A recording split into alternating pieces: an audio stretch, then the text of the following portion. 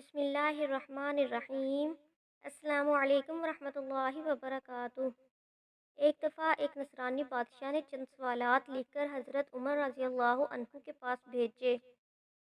ان کے جوابات آسمانی کتابوں کی روح سے دینے کا مطالبہ کیا۔ پہلا سوال: ایک ماں کے شکم سے دو بچے ایک دن ایک ہی وقت پیدا ہوئے، پھر دونوں کا انتقال بھی ایک ہی دن ہوا۔ ایک بھائی کی عمر 100 سال بڑی اور دوسرے کی 100 سال چھوٹی ہوئی، یہ کون تھے اور ایسا کس طرح ہوا؟ دوسرا سوال: وہ کون سی زمین ہے کہ جہاں ابتدائے پیدائش سے قیامت تک صرف ایک دفعہ سورج کی کرنیں لگیں، نہ پہلے کبھی لگی تھی نہ آئندہ کبھی لگیں گی؟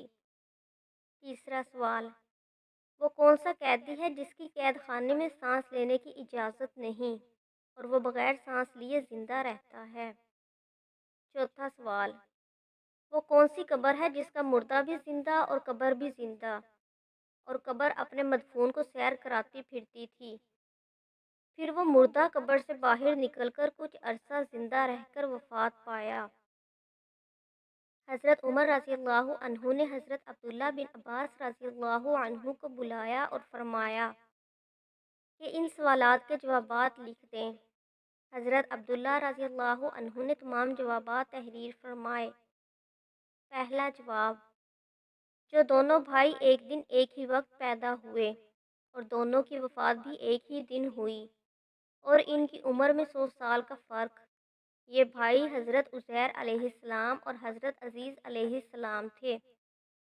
یہ دونوں بھائی ایک دن ایک ہی وقت ماں کے بطن سے پیدا ہوئے، ان دونوں کی وفات بھی ایک ہی دن ہوئی، لیکن بیچ میں حضرت عزیر علیہ السلام کو اپنی قدرت کاملہ دکھانے کے لیے پورے 100 سال مارے رکھا۔ 100 سال موت کے بعد اللہ تعالیٰ نے زندگی بخشی۔ سورہ آل عمران میں یہ ذکر موجود ہے۔ وہ گھر گئے، پھر کچھ عرصہ مزید زندہ رہ کر رحلت فرمائی۔ دونوں بھائیوں کی وفات بھی ایک ہی دن ہوئی، اس لیے حضرت عزیز علیہ السلام کی عمر اپنے بھائی سے چھوٹی ہوئی اور حضرت عزیر علیہ السلام کی عمر 100 سال بڑی ہوئی۔ دوسرا جواب: وہ زمین سمندر کی کھاری کلزم کی تہ ہے جہاں فرعون مردود غرق ہوا تھا۔ حضرت موسیٰ علیہ السلام کے معجزے سے دریا خشک ہوا تھا۔ حکم الہی سے سورج نے بہت جلد سکھایا۔ حضرت موسیٰ علیہ السلام مع اپنی قوم بنی اسرائیل پار چلے گئے، اور جب فرعون اور اس کا لشکر داخل ہوا تو وہ غرق ہو گیا۔ اس زمین پر سورج ایک دفعہ لگا، پھر قیامت تک بھی نہ لگے گا۔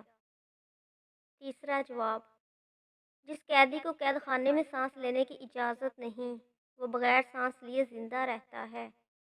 وہ بچہ ہے جو اپنی ماں کے شکم میں قید ہے، خداوند تعالیٰ نے اس کے سانس لینے کا ذکر نہیں کیا اور نہ وہ سانس لیتا ہے۔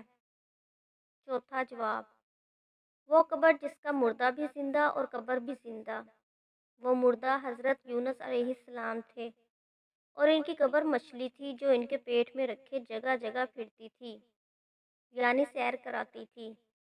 حضرت یونس علیہ السلام اللہ کے حکم سے مچھلی کے پیٹ سے باہر آ کر کچھ عرصے تک حیات رہے، پھر وفات پائی۔